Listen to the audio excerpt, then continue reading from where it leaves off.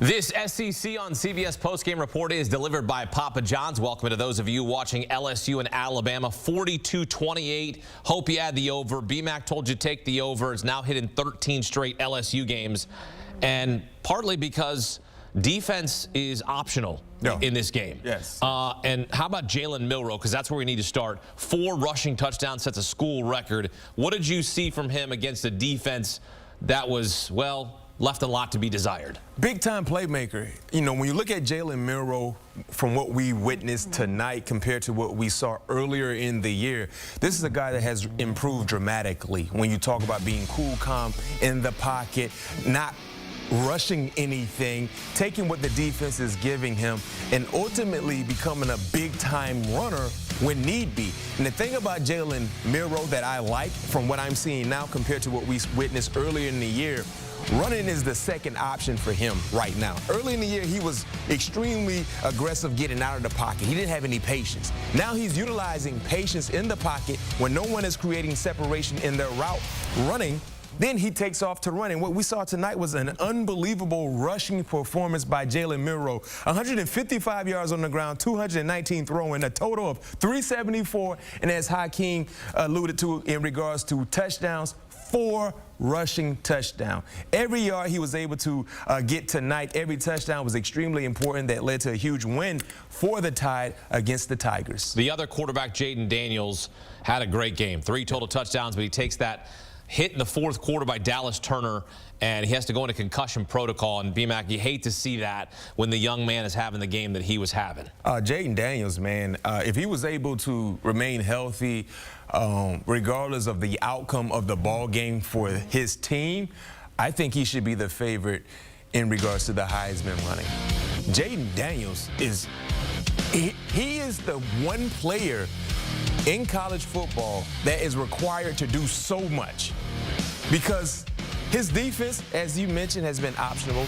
He's been called to be their best runner throughout the course of the year. And, of course, we know what he does in regards to just playing quarterback. And as you mentioned, he got knocked out of this ball game. But Jalen Daniels, especially look at the second quarter, how they ended the second quarter, going into halftime, and then looking at how they came out of halftime.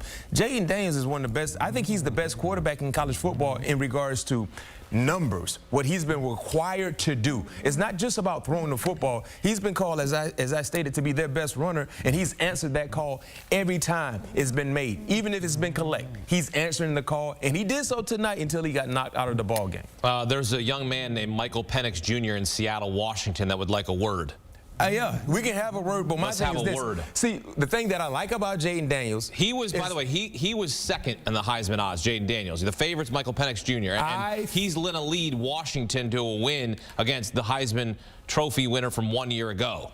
What I'm saying is this, in regards to total output, Jalen Daniels has been the best in college football. No knock on Michael Penix. He's been playing exceptionally well. Once again tonight against USC, as you mentioned, Hakeem, they're going to win that ball game.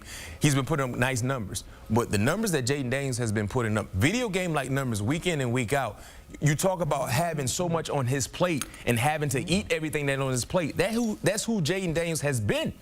In regards to numbers, he's #1 in total yards, total offense, almost 400 yards per ball game, and he hit his average once again tonight. It's not just about running. It's about throwing and putting all of that together. I mean, I feel like, and we didn't get a chance to see the entire arsenal from Jayden because he got knocked out of this ball game, but I feel like Jalen Daniels is the best quarterback in college football. Well, it is 8 straight games with 3 total touchdowns. That's the longest active streak in FBS. And like I said, he's #1 in total yards from scrimmage, right? Almost 400 yards. Well, that's the total package. He's a talented young man, but on this night, it was Jalen Milroe who got the last laugh with the 4 rushing touchdowns. Again, that's a school record as Alabama now stays undefeated in conference play, and their only loss on the schedule is that loss to Texas.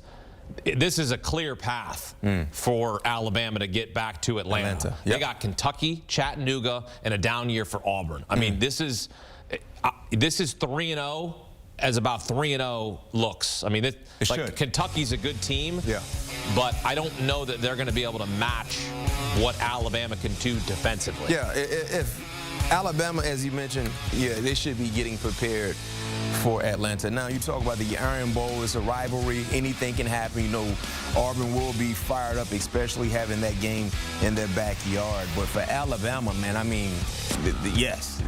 And I like what I'm seeing from Alabama. Granted, you would like to see more, more consistent stops on the defensive side, but they played against a high-level quarterback who's done that against everyone.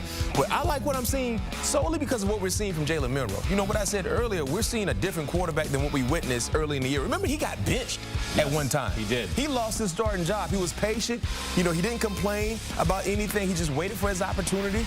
He got an opportunity. He took advantage of it. And right now we're seeing an extremely patient quarterback and a big-time playmaker for the Crimson Tide. And because of his growth and how he's developed throughout the course of the year, early in the year when we kind of started seeing some inconsistent play, they lost to Texas. They struggled against South Florida. No one knew exactly what this team was going to do, but they weathered the storm. Jalen Milroe developed, and now this is a team that clearly will get to Atlanta, and who knows what will take place when that game kicks off. Well, you remember after that Texas game, and Jalen Milroe threw a couple of picks, and there was certainly scrutiny surrounding him. Was he going to be good enough to be able to lead this team to an SEC title? It looked rocky. And so Nick Saban goes, well, we're gonna start Ty Simpson. We're gonna give you a break here. And I think a lot of us thought, well, why you're gonna mess with the kid's confidence? This is Division I football. He should be okay. But then you're thinking, well, this is his first full year as a starter. You're gonna mess with his confidence. But Nick Saban knew all along. Clearly, he knew what he was doing. I mean, the guy's won 7 national championships because some kids, and you played college football, they go into a shell. They lose their starting job. Yeah. That certainly motivated him because he lost his starting job, comes back, and they've now won 7 in a row since that loss to Texas. Yeah, remember, we saw something similar when Nick Saban had Tua Tagovailoa and Jalen Hurts. Remember, Jalen Hurts lost his starting job in the national championship game. And then a year later, he was called to answer the call. I think it was in the SEC championship game or something like that. So Nick Saban understands coaching. He understands his players, most importantly, also because knowing that Jalen Milroe wouldn't go into a shell, losing his job, and he knew that eventually he might need to turn right back to Jalen Milroe, knowing that he would be ready to answer that call, was Nick Saban doing what he's been doing his entire coaching career, making moves that we might not understand from the outside looking in, but he understands, his staff understands, and because of what he did and how he handled the quarterback situation, not to mention offensive play calling, they're in a position to make an extreme, interesting push for a playoff spot. Yeah, to be quite honest, Ty Simpson's not there, and Tyler Buckner was not the answer coming over from Notre Dame. No question. So Jalen Milroe was like, look, kid, you gotta put up or shut up. Yeah. This is your chance to be a star at Alabama this season, so make something happen. And you know who made something happen? Jalen Milroe on this night. 4 rushing touchdowns, a school record. No quarterback in Alabama history had ever rushed for 4 touchdowns. And that leads us to this because he had all the ingredients working tonight. Jalen Milroe providing us with the winning ingredients delivered by Papa John's. I mean, what I saw, and I know it was against a soft defense, he was decisive, yes, B-Mac, in his decision-making. And pressure was on Jalen because of what Jaden Daniels was doing and the offense was doing against the Crimson Tide defense. So you talk about one ingredient. I don't know exactly what you like on your pizza, but whatever ingredient you like on your pizza, Jalen Milroe was that said ingredient. As I mentioned, you talk about the numbers. 219 throwing, 155 rushing, 4 rushing touchdowns, a total of 374 yards of offense on a major night for the Crimson Tide. Put up a video game like this is what I used to do when I played NCAA college football. Oh, yeah. I used to put up these type numbers consistently. I was like a beast. And so I'm accustomed to seeing these type numbers from my quarterback because that's what I did when I played the video game, and that's who Jalen Milroe was, winning ingredient. Jalen Milroe shaken and bacon at home against LSU. 4 rushing touchdowns, a school record as Alabama wins its 7th in a row. This post-game report delivered by Papa John's.